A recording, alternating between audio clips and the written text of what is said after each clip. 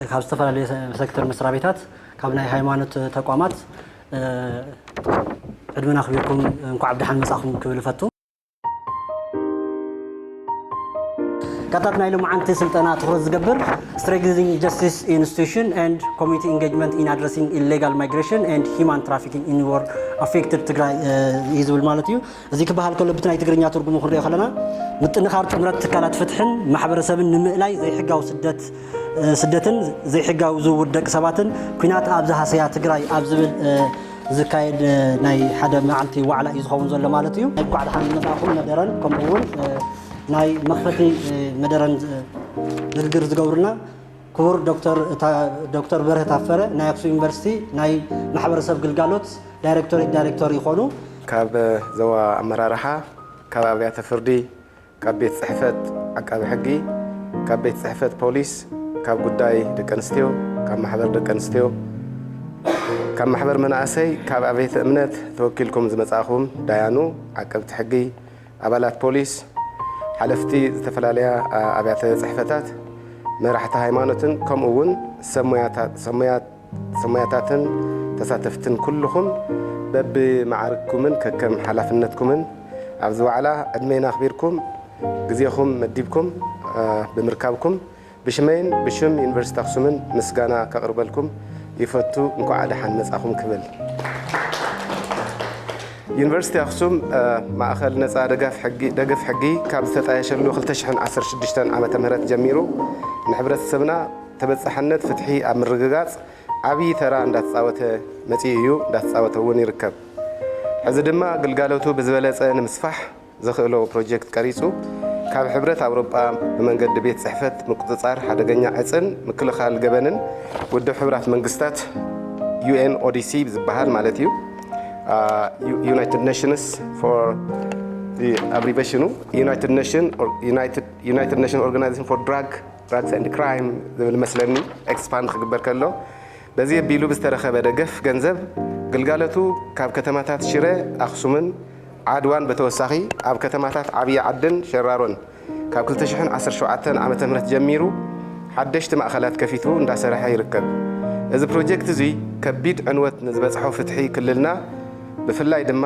ምስ ገበን ተታሒዙ ዝረአ ዘሎ ፀገም መፍትሒ ኣብ ምቕራብ ኣብ ምምፃእ ዓብዪ እጃም ዘለዎ እዩ እዚ ሎሚ strengthening justice institutions and community engagement in addressing illegal migration and human trafficking in war affected area ብዝብል ነካይዶ ዘለና መድረኽ ዘተ ኣብ ክልልና ንዘሎ ኩናት ዝወለዶ ፍልሰት መናእሰይ ኣብ ምክልኻልን ምቁፅጻርን መዳርግቲ ኣካላት ተቐራሪቦም መፍትሒ ክኾኑ ዝኽእሉ ጉዳያት ክመኽሩ ዝዓለመ እዩ በዚ መሰረት ኣብ ቁፅጽርን ምክልኻልን ፍልሰት ልምድን ሓላፍነትን ካብ ዘለዎ ዓለም ለኻዊ ትካል ፍልሰተኛታት ውድብ ሕቡራት መንግስታት ወይ ድማ IOM ዝመፁ በዓል ሞያ ኣይተ ፍስሓ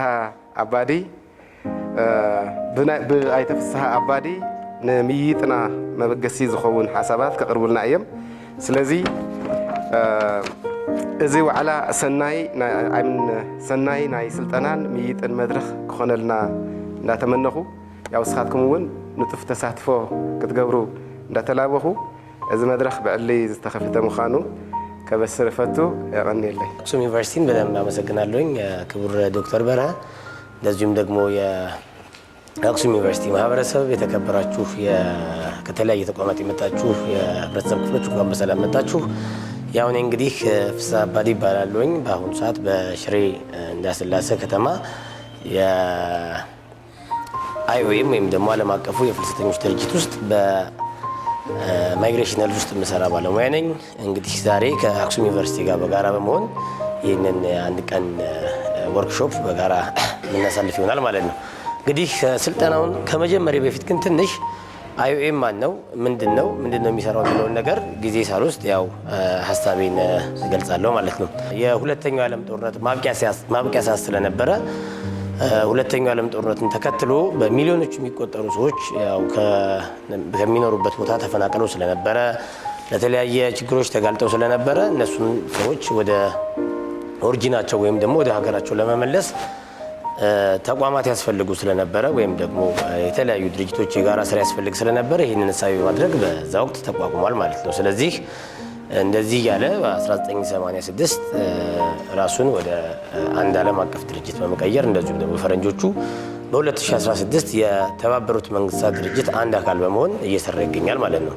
እሺ ዛክ የት አውሮፓ ለምን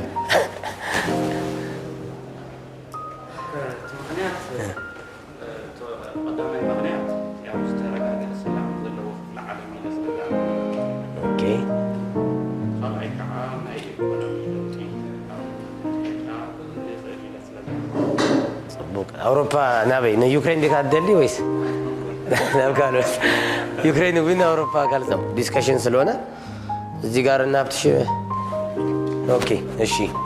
ስለዚህ ጥያቄዎች ይኖሩናል። ቅድም እንዳወራው እነዚህን ጥያቄዎች የሚመልሰው ያው ስፔሻል ሽልማት እንሰጣለን ማለት ነው። ስለዚህ የመጀመሪያው ጥያቄ እስኪ በአሁን ሰዓት በዓለማችን ምን ያህል ፍልሰተኛ አለ? ማለት ፍልሰተኛ ከቦታውን ለቆ ሌላ 280 እስከ 300 ሚሊዮን ባለው ሬንጅ በአሁን ሰዓት ለስራም ሊሆን ይችላል፣ በጦርነትም ሊሆን ይችላል፣ በተፈጥሮ አደጋም ሊሆን ይችላል። አንድ ሰው ኢንተርናሽናል ማይግራንት ነው ማለት ነው። ወደ 87 ሚሊዮን የሚጠጋ አሁን እንደውም ይጨምራል። ከዩክሬን ክራይሲስ በኋላ ኦልሞስት ወደ 100 ምናምን ሚሊዮን ይገባል። ኦልሞስት አብዛኛው የዩክሬን ተፈናቃይ አውሮፓ ውስጥ ነው የሚገኘው። አሁን ደግሞ ሰላም ያምጣ እንጂ በኢራንና የአሜሪካን ጉዳይ የእስራኤል ጉዳይ በዚሁ ከቀጠለ ብዙ ስደተኞች ወደ አውሮፓ ነው የሚሄዱት ማለት ነው። ስለዚህ በአሁኑ ወቅት አውሮፓ ውስጥ 87 ሚሊዮን ብዙ በመውጣት ደግሞ ይሄ አይ ነው አይደለም። ይህ ከሆነ ከአህጉሩ ብዙ በመውጣት የትኛው ይመስላችኋል? አፍሪካ ሁለተኛ ነው።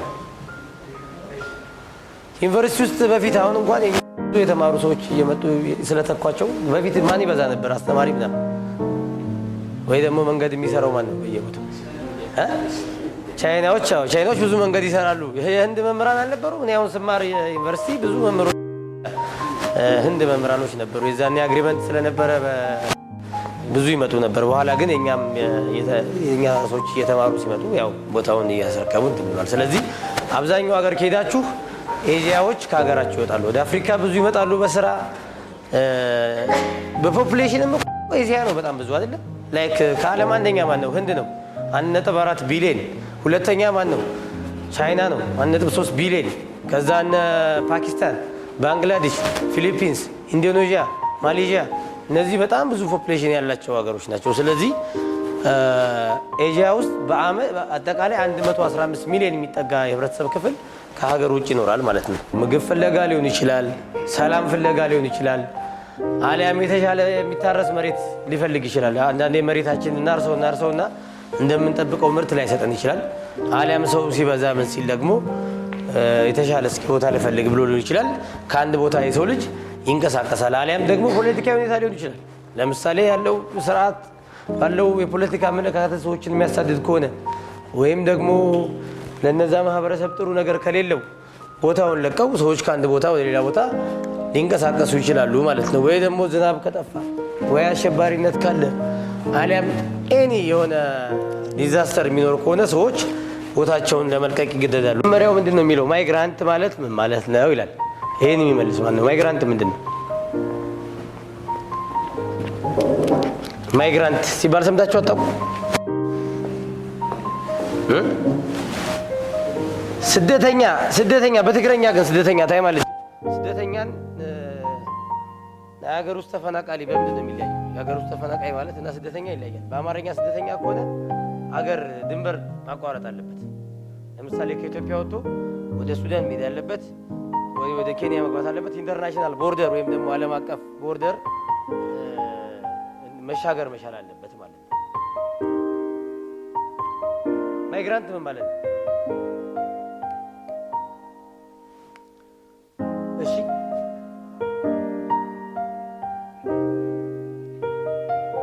ኦኬ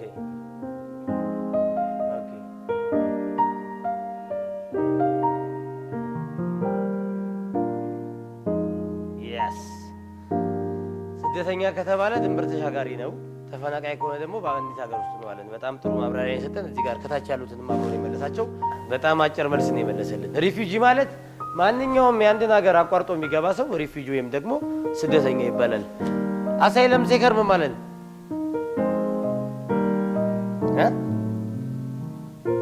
ለምሳሌ በፊት ኤርትራኖቹ እኔ ማይጸብሪ ሰራ ነበር ከጦርነቱ በፊት ማለት ነው።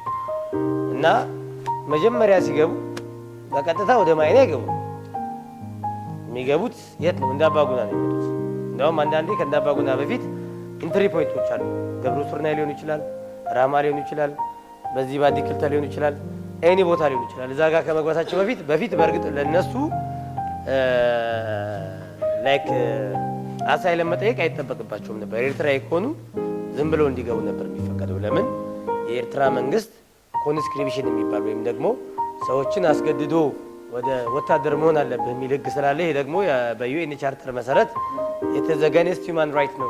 ከሰብአዊ መብት አንጻር ተንጻራሪ ነው ብሎ ስለሚታመን ያለምንም እንትን መሆናቸው ብቻ ከተረጋገጠ እንዲገቡ ይደረጋል ማለት ነው። ሌላ ቦታ ሲሆን ግን ለምሳሌ ቅድም አውሮፓ ሄዳለሁ ሲለኝ የነበረ ወንድሜ አውሮፓ ለምሳሌ እኛ አንድ ኢትዮጵያዊ መጀመሪያ ምንድነው የምንሆነው? አሳይለም ሴከር ጥገኝነት ጥያቄዎች ነው የምንሆነው። ጥገኝነት ጥያቄዎች ስንሆን ኬዝ ነው የምናቀርበው ኬዝ ምንድነው? ኢትዮጵያ ውስጥ ወይ ፖለቲካ ሊሆን ይችላል ወይ ደግሞ በሃይማኖት ምክንያት ሊሆን ይችላል ወይም ደግሞ ባለኝ ብሔር ምክንያት ሊሆን ይችላል ወይም ደግሞ በምናገረው ቋንቋ ሊሆን ይችላል ወይም ደግሞ ባለኝ ይሄ ማህበረሰባዊ ስታትስ ወይም ደግሞ በማህበረሰቡ ያለኝ ቦታ ሊሆን ይችላል። በእነዚህ ምክንያት እኔ ጥቃት የሚደርስብኝ ከሆነ እዚህ ሀገር ላይ ወይም ደግሞ ኢትዮጵያ ላይ ወይም ደግሞ ትግራይ ላይ መኖር የማልችል ከሆነ እሱን አቀርባለሁ። አሳማኝ ነው ከተገኘ ወደ ምን አድጋለሁ? ከአሳይለም ሴከር ወደ ሪፊውጂ አድጋለሁ። በቃ ይሄ ሰውዬ ስደተኛ ነው ተቀብለነዋል። ምክንያቱም ሀገሩ ቢሄድ ግልጽ የሆነ ፐርሲኪዩሽን ወይም ደግሞ ስጋት አለበት፣ በህይወት ያለመኖር ስጋት አለበት፣ ሊገደል ይችላል፣ ሊታሰር ይችላል፣ ወይም ደግሞ ሲሪየስ የሆነ ሂኔስ ክራይም ወይም ደግሞ ኢሰብአዊ የሆነ ድርጊት ሊፈጸምበት ይችላል። ምክንያቱም እሱ የሚከተለው ሃይማኖት ወይ እሱ የሚከተለው የሚያወራው ቋንቋ ወይ የሱ ብሔር ወይ የሱ ፖለቲካዊ አመለካከት ወይም ደግሞ እሱ ያለው ሶሻል ስታተስ የምንለው አለ። በተለምዶ ለምሳሌ ገሌ ቡዳ ነው ገሌ እንደዚህ ነው የምንለው ነገር አለ። በዚህ ምክንያት ማግባት አልቻልኩም፣ መራባት አልቻልኩም፣ ህብረተሰቡ እያገለለኝ ነው፣ ከነሱ ጋር መኖር አልቻልኩም ብሎ አንድ ሰው እዛ ሄዶ ይሄን ኬዝ ካቀረበ አሳማኝ ከሆነ ሪፊውጂ ይባላል ማለት ነው። በሰው ሰራሽ ግጭት ማለትም በጦርነት በተፈጥሯዊ ችግሮች ላይክ በናቹራል ዲዛስተር ማለትም እንደ ድሮውት ሊሆን ይችላል ወይ ዝናብ እጥረት ወይም ድርቅ ሊሆን ይችላል አሊያም ፍለዲንግ ሊሆን ይችላል ወይም መሬት መንቀጥቀጥ ሊሆን ይችላል። የተለያዩ ችግሮች የተሞላ ስለሆነ ብዙ ፍልሰተኞች ያሉበት አካባቢ ነው ማለት ነው። ስለዚህ ሰዎች ቅድም እንዳየነው መጀመሪያ ላይ ፎርስፉሊ በግድ ወይም ደግሞ ቮለንተርሊ ወይም ደግሞ በራሳቸው ፍላጎት ምክንያት ከአንድ ቦታ ወደ ሌላ ቦታ ሊንቀሳቀሱ ይችላሉ ማለት ነው። ኢኮኖሚያዊ ፖለቲካዊ ችግር ምክንያት እዚህ ጋራ መኖር ስለማልችል ከዚህ በኋላ እዚህ ጋራ መስራት ስለማልችል ከዚህ በኋላ በሚል ምክንያት ወይም ደግሞ ገቢ ከሌላቸው ወይም ደግሞ ቅድም በዘረዘርናቸው ፑሊንግ እና ፑሽንግ ፋክተሮች ምክንያት በዚህ መስመር ይሄዳሉ ማለት ነው። በዚህ መስመር ሲሄዱ ግን ጉዞው ቀላል አይደለም፣ በጣም ከባድ ነው። ለምሳሌ በ2025 ብቻ 992 ሰው ሞቷል በጀልባ መስጠም ምክንያት። እንደዚሁም ደግሞ አብዛኞቹ እየታገቱ እስኪ አሁን ቤተክርስቲያን ላይ መስጊድ ላይ የተለያዩ ሴንተሮች ላይ ስትሄዱ ምን የተለመደ ትሬንድ መጥቷል። ልጄ የመን ላይ ታግቶብኝ ብር አምጪ ብለውኝ እባካችሁን እርዱኝ። አላጋጠማችሁ? መኪና ሳይቀር ተከራይተው እየዞሩ ልጄ እንደዚህ ሆኖብኝ የሚሉ ሰዎች በጣም ተበራክተዋል። ድሮ እንደዚህ አይነት ትሬንድ ብዙም አልነበረም። ሊቢያ ላይ እንሰማ ነበረ። ነገር ግን አሁን እንደ አዲስ የመን ላይ እንደዚህ ሆኗል ተብሎ ማለት ነው። ስለዚህ ገንዘብ የማይከፍሉ ከሆነ እነዚህ ሰዎች ምን ይደረጋሉ? ሴቶቹ ቢከፍሉም ባይከፍሉም ወሲባዊ ጥቃት፣ አካላዊ ጥቃት ይፈጸምባቸዋል፣ ይደፈራሉ። ወንዶቹ አካላቸውን ያጎሏቸዋል፣ ይገሏቸዋል፣ ያስሯቸዋል፣ ያስረቧቸዋል። ቅድም እዛ ጋር ስንዘረዘረው የነበረው አለ አይደል? ይራባሉ፣ ይታሰራሉ ስንል የነበረው የሁላ መከራ ፕሮሰስ ያደርጋሉ ማለት ነው። ሁለተኛው መውጫው መንገድ እንግዲህ የመጀመሪያው ላይ የት ብለናል? መዳረሻ ሳውዲ አረቢያ ነው። አብዛኛው ትግራይ ከዚህ ጋር ከትግራይ የሚወጣው አብዛኛው ዓለም አቀፍ ፍልሰተኛ መዳረሻ የሚያደርገው በኢስተርን ኮሪደር አድርጎ ብዙ ከዚህ ነው ሳውዲ አረቢያ ጋር። ሁለተኛው ሳውዘርን ሩት የሚባለው የደቡብ በር ማለት ነው። ይሄ ደግሞ መዳረሻቸው ይሄን ነው፣ ደቡብ አፍሪካ ነው። በአብዛኛው ከደቡብ ኢትዮጵያ ነው። ላይክ ከሲዳማ ክልል ከሀዲያ እንደዚሁም ደግሞ ከወላይታ ከዳውሮ ከኮንታ ከጋሞ ከጎፋ ከሳውላ እንደዚሁም ከተለያዩ ከኮንሶ ከምናምን አካባቢ ነው የሚሄዱት በብዛት ማለት። ይሄ ማለት በዚህ በኩል ምስራቅ በኩል በሰሜን በኩል ያለው በምስራቅ በኩል ያለው በደቡብ በኩል ያለው በምዕራብ በኩል ያለው አይሄድም ማለት አይደለም። ግን አብዛኛው መዳረሻው ደቡብ አፍሪካ ነው። እነዚህም በኬንያ አድርገው ታንዛኒያ አድርገው ሞዛምቢክ አድርገው ዚምባብዌ አድርገው ደቡብ አፍሪካ የሚገቡ ናቸው ማለት ነው። እነዚህም ብዙ ጊዜ ዜና ታዩ ላይክ ተይዘው ደቡብ አፍሪካ ላይ ተይዘው መጡ፣ ማነው ኬንያ ላይ ተያዙ፣ ፍርድ ቤት ቀረቡ፣ ማላዊ ላይ ተያዙ፣ ታንዛኒያ ላይ ተያዙ ሲባል አሰሙ አብዛኞቹ።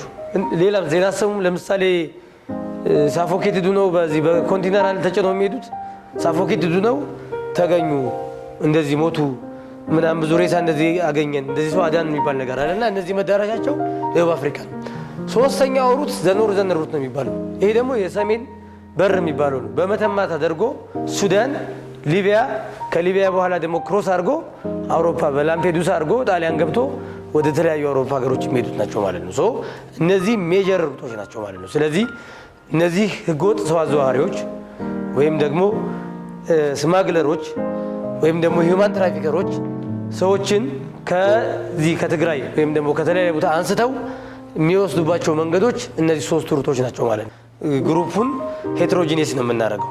ከሃይማኖት አባት፣ ከፍትህ አካላት፣ ከፖሊሳም የመጣችሁ ካላችሁ ከተለያየ ተቋማት እናደርግና እንድትወያዩ እናደርጋለን። እነዚህ ጥያቄዎች ትግራይ ላይ ያለውን ሂውማን ትራፊኪንግ ምን ይመስላል፣ እንደዚሁም ደግሞ ኢንስቲትዩሽናችንስ ምን ያህል ሬዲ ናቸው ይህን ለመመከት፣ ምንድን ነው የሚያጋጥማቸው ቻለንጅ፣ እንዴት ነው የሚፈታው የሚለውን ነገር ለመወያየት ነው ማለት ነው። ሶ በመጀመሪያ ቁጥር እሰጣለሁ። የምሰጣችሁን ቁጥር ትይዙታላችሁ። ከዛ በኋላ ግሩፕ ፎርም እናደርጋለን። ግሩፕ ፎርም ካደረግን በኋላ የተለያየ ቦታ ላይ እንቀመጥና አንድ ሰብሳቢ ይኖራል፣ አንድ ጸሐፊ ይኖራል፣ አንድ ደግሞ እዚህ ጋር ወጥቶ ፕሬዘንት ያቀርባል ማለት ነው። አብዙ ዘይሕጋዊ ስግረዶም ንብሎ ግን ገበን ስለዝኾነ እዩ ዘይሕጋዊ ስለዝኾነ እዩ እምበር ብስምምዕነት ናይቶም ሰባት ዝፍፀም ማለት እዩ። ናይ ሓደ ዓዲ ዶብ ኣሳጊርካ ንኽትሰግድ ልክዕ ቢዝነስ ማለት እዩ። ናይ ገንዘብ ጥቕሚ ንምርካብ ተስማዕሚዖም ዝገብርዎ እዩ፣ ትርፊ ንምርካብ ዝግበር እዩ። ስለዚ እንታይ ተፈላለየ ኣብዚ ብዘይ ፍቓድ ዝግበር እዩ፣ ኣብዚ ከዓ ብፍቓድ ዝግበር እዩ ማለት እዩ። ኩሎም ግን ብፍቓድ ክንብል ከለና ያው ቴክኒካሊ በተና ሕጊ ስታይ ክንብሎ ከለና ያው ሓደ ውዕል ክበሃል ተኮይኑ ሕጋዊ ክኸውን ኣለዎ። ሕጋዊ ውዕል ግን ኣይኮነን ዋላ ዳ ይስማዕምዑ እምበር ዘይሕጋዊ እዩ ገበን እዩ። ከምቲኦም ገበናት እዮም ማለት እዩ። ስለዚ ትዕላሙ እዩ ተፈላለይ። ስለዚ ተፈፃፅምኡ ብፍቓድን ብዘይ ፍቓድን ዝፍፀም ምዃኑ እዩ ዋና ፈላላይ።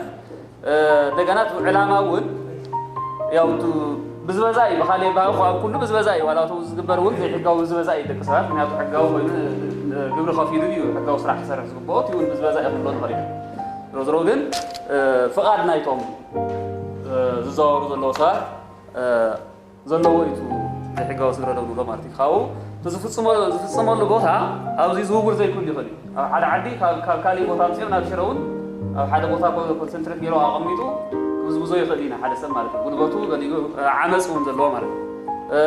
ኣብዚ ግን ኩሉ ግዜ ዘይሕጋዊ ስግረዶ ክንብል ከለና ተርሚኖሎጂ ባዕሉ ከም ዝገልፆ ያው ግዴታ ስግረዶ ወልዶ እዩ ማለት እዩ። ውዕል ስምምዕነት ንሓደ ሰብ ናብ ካሊእ ዓዲ ንክተሳግር ትገብሮ ስምምዕነት እዩ ማለት። ስለዚ ምዝውዋር ኣለዩ። እዚ ግን ናይ ግድን ምዝውዋር ናብ ካሊእ ቦታ ምውሳድ ዘይክእል ይኽእል እዩ። ካብ ሓደ ሃገር ውሽጢ እውን ክኸውን ይኽእል እዩ ትብል እዩ። ድሓር እቲ ዓይነት ናይቲ ገበን እውን ተፈላለይ ዓይነት ናይቲ ገበን ኣብዚ ኣብ ልዕሊ እቲ ውልቀ ሰብ እዩ ማሰይቲ ዝበፅሕ ቶርቸር ዓመፅ ዝገለ ዝበፅሕ ኣብቲ ልዕሊ እቲ ውልቀ ሰብ እዩ። ኣብዚ እውን ገንዘባዊ ዋላ ይኹን እውን ኣብቲ ውልቀ ሰብ ይፍፀም እዩ። ግን ስግረዶ ክንብል ከለና ላዕላውነት ናይቲ ዓዲ እውን ዝጥሕስ እዩ ማለት እዩ። ክልተ ሕቶ እየን። ሓደ እንታይ እዩ ዘይሕጋዊ ስደት ኣብ ምስጋር ዘለዉ ደቂ ሰባት ዝቃወማ ዘለዋ ሃገራት ኣህጉራውን ሃገራውን ዋና ዕላምኡ እንታይ እዩ? ኣብቲ ዘይሕጋዊ ምስዳድ ደቂ ሰባት ዝቃወማ ዘለዋ ሃገራውን ኣህጉራውን ዋና ዕላምኡ እንታይ እዩ ዝብል ዋና ዕላምኡ መሰረት ገይሮም ማለት እዩ ፈቶ ኮይኑ ዋና ዕላምኡ እንታይ እዩ? ሓደ ስደት ደቂ ሰባት ዘይሕጋዊ ስደት ደቂ ሰባት ንምዕጋት ተባሂሉ እዩ። ካልኣይ ጥሕሰት ሰብኣዊ መሰል ደቂ ሰባት ከየጋጥም ሞት ኣሎ፣ ኣካል ጉዳት ኣሎ፣ ናይ ጉልበት ዝበዛ ኣሎ፣ ከምኡውን فتاو متقعتي قالو وزي نخي يفصم توهايليو كاون أزاورتي ويكعا قبل فصم تأكلات بحقي كتيعو مقواريو قصيلون قدايات ويكعا قلت تردلت مالتي نتم تردلتي كدلا نمهار توهايلي توان علامة أبت ناي دك سبات مزوار بحقا مزوار ذلو حزقن بأنصار فاصمون أزي خبيد أي نبرن متن تساتفتون وحدات يمرشاو حزي أويرنا ترهبا خالي هذا ترهبا وزح عند كجفة زخدة قد أيو إدنا حسوا ذيك الخينات زنبرن تخون دحر خينات زنبرن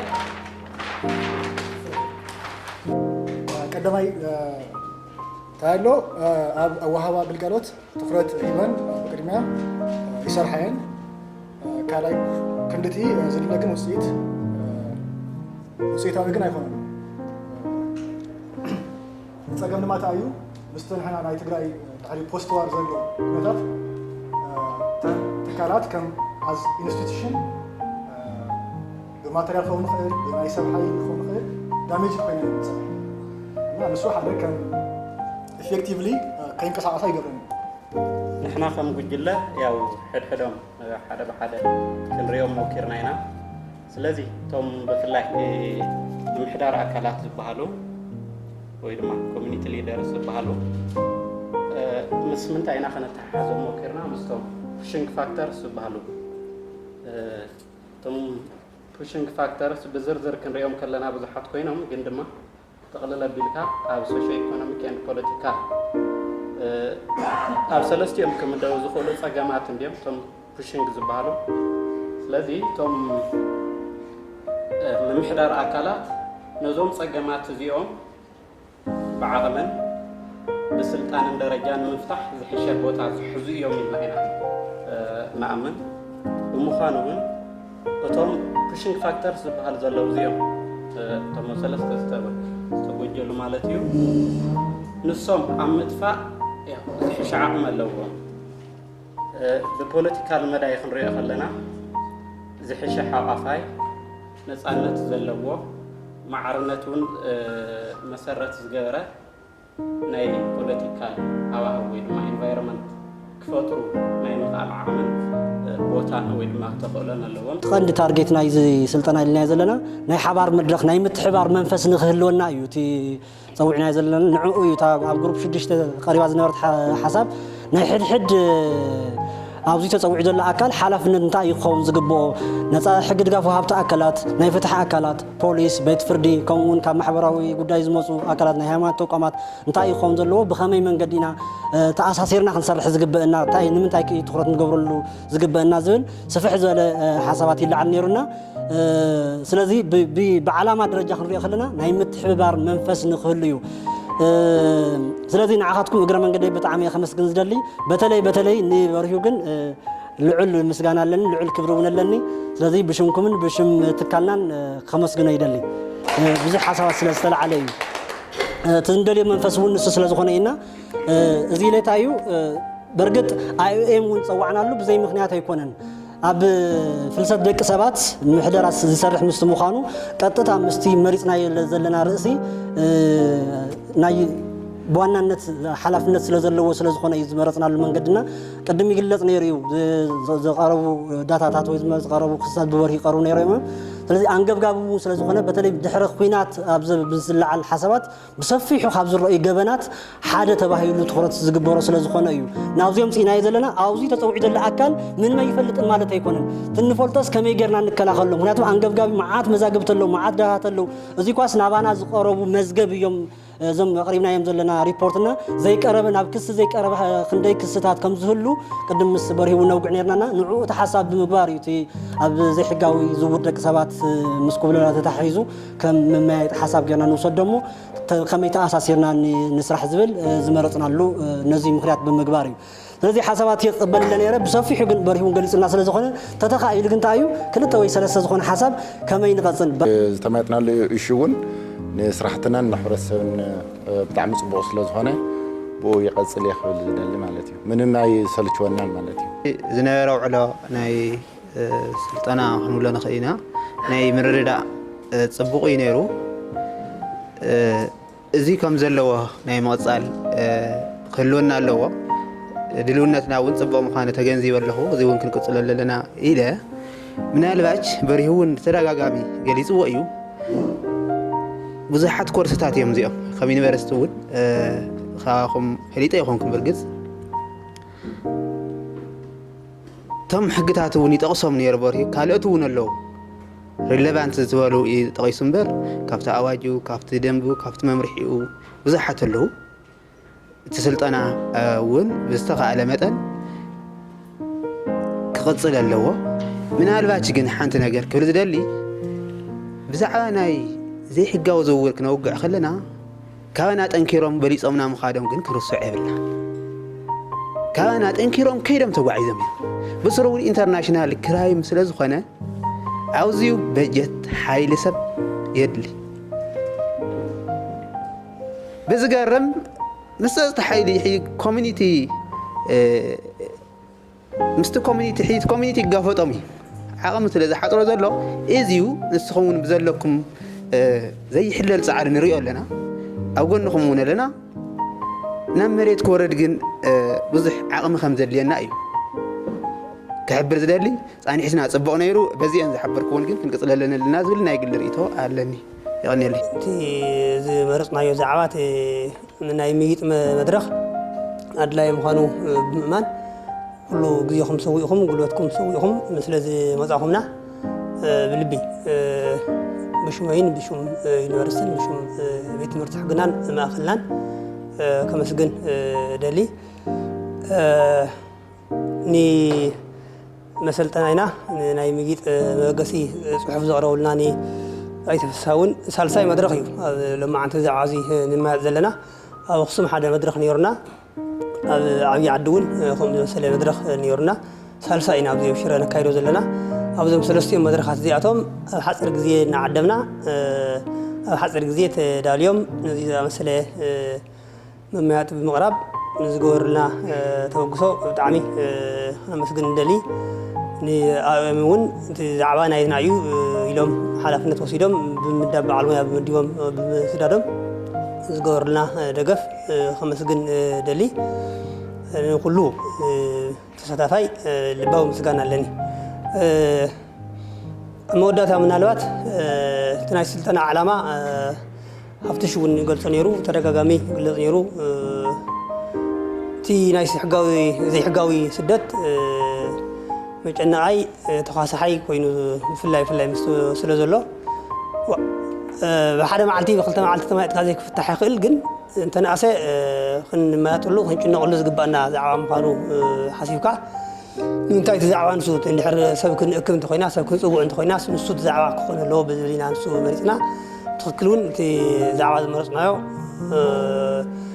ወቕታዊ ምዃኑ ካብቲ ዝሃብኩሞ ሓሳባት ኣረጋጊፅና ኣለና ማለት እዩ ምናልባት እቲ ፀገም ብጣዕሚ ሰፊሕ ምዃኑ ዓሚቕ ምዃኑ ምናልባት ተረጋጋሚ ዝብላ እዚኣ ብፍላይ በዛ ሎሚ ወቕቲ እዚኣ ብዘይሕጋዊ ስደት ዝምልከት ኣነ እውን ቪክቲም ስለ ዝኾንኩ ፐርሶናሊ ሕድሕድ ተንጥይቆ ኣብ ገገዙ ከምኡ ፀገም ዝበፅሖ ብዙሕ ይብል ይኾን ማለት እዩ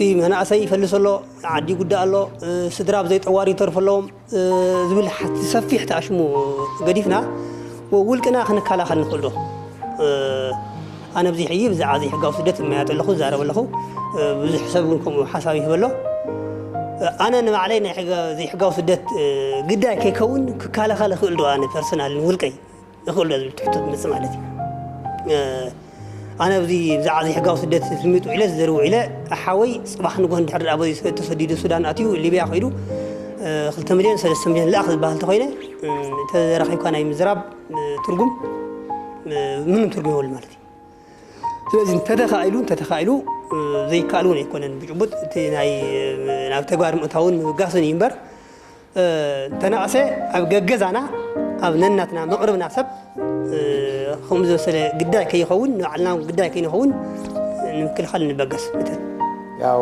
ዶክተር መኮነን ኣረጋይ ኣብ ኣክሱም ዩኒቨርሲቲ ናይ ምርምርን ግልጋሎት ማሕበረሰብን ምክትል ፕሬዚዳንት እዩ ክመፅእ ቆፀሮ ሒዙ ይቐንዩ ኣጋጣሚ تي يونيفرسيتي فيدرال كم زخونة تقام كم تفلتوا دنقت أخيبا تسوي عدي سوا ياو تمال خيدو سلازي معنا تحلف النتي ونا ياو خيدو سلازي تايو في ملخ تبتحلي سلازي لني حنت ملخ تنتايا نتساتفتي مسجن اللي تبليا حجي لو ما أنت زرع هو كان تساتفتي ያው ኣብ ዓዲ ዝረኣኽዎ ተሳትፎ ብጣዕሚ ተሓጒሰ ኣብ ዝብን ሎማ ዓንቲ ዝነበረ ተሳትፎ እንደገና ኣቴንዳንስ ባዕሉ ማለት እዩ ኩሉ ንግሆ ዝነበረ ሕጂ እውን ይሪኦ ኣለኹ እና ጀኒን ዝኾነ ተሳትፎ ጀኒን ዝኾነ ሓሳብ ኣስተዋፅኦ ስለ ዝነበረ ያው እቲ ዘተውን ጽቡቕ ክኸውን ንስኻትኩም ምኽንያት ስለ ዝኾንኩም ንዓኻትኩም ማለት ምስጋናይ ከቕርብ ሞ مورال نعهاتكم حنتي بمقبضة لا معناته يغني لنا خلينا ندلي مستر فسها أبادي تي زعبا توهبوه يا كم زلمة مدلع غيره engaging بزخانة أساتف بزخانة سحابة بزخانة تيسال شونا أبزي ذات كنا كايد مخنيا سلا زخاننا يا ونعون مسجانا يلي إمو مورال كاوسال ساي أوزي كن كرز جبرونا سوميا ونسلزلونا حق سوميا أب يونيفرسيتي أقصم تمرت حقي ممهران ياو تزعبا مجمرة العلوم نعوز خون فندت على ليشوم أكم دي عن الزعبات أخاخينا خنزرة مخنيات ونسلزغنا نعتهم ون تمسكنوا ليلة اللي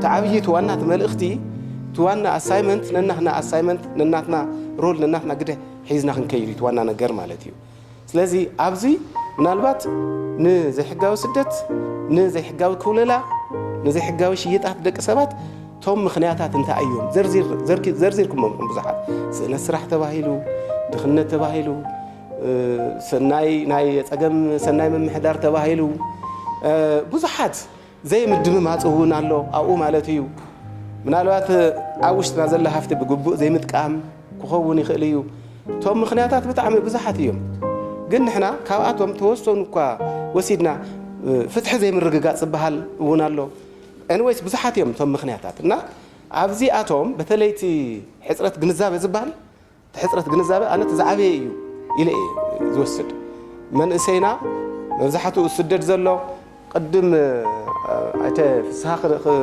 ማለት ኣብዚ ሕቶ ክሓተር መብዛሕትኡ እቲ ዝስደድ ዘሎ እቲ ሂማን ትራፊኪንግ ዝቃልዓ ዘሎ እቲ ናይ ፕሮዳክቲቭ ኤጅ ዘሎ መንእሰይ ምዃኑ ተገሊጹልና ንሕና ድኻታት ኮይንና ኣይኮነን መንእሰይና ዝስደድ ዘሎ ናይ ስራሕ ስእነት ዝበሃል ብስሩ ከም ርእሲ ክልዓል ዘይብሉ እዮም ዓድና ማለት ንሕና ብዙሕ ስራሕ ዕድል ክፈጥሩ ዝኽእሉ ሃፍትታት ኣለውና ድኻታት ኣይኮንናን ሃፋትም ኢና ካብ ወርቅና ጀሚሩ ኩሉ ነገራት ካብ ቱሪዝም ጀሚሩ ኩሉ ካብቲ ሓመድና ጀሚሩ ሕፃና ድዩ whatever زي سفاير نولو كل هافت لنا نبزح ناي أفريقيا ناي عالم هزبي كقصر زخيل هافت لنا جن هافتنا بجبو أبطمي زي موعدنا تي من إساي سرح سينه سناي ممحدار قديلني عدامة أنن فتحي هابنن ولا بنشتري ناخذ ريكوس يخيد لنا أبيرو ونابون فتحوا بزخون عدامة إسكا ملسي مهاب انت خوي نخاش جرو مفتاح تانك على مقبارسي بزح نجر نسلنا يخليو تاريخ قبر تاريخ ولد زدل حزي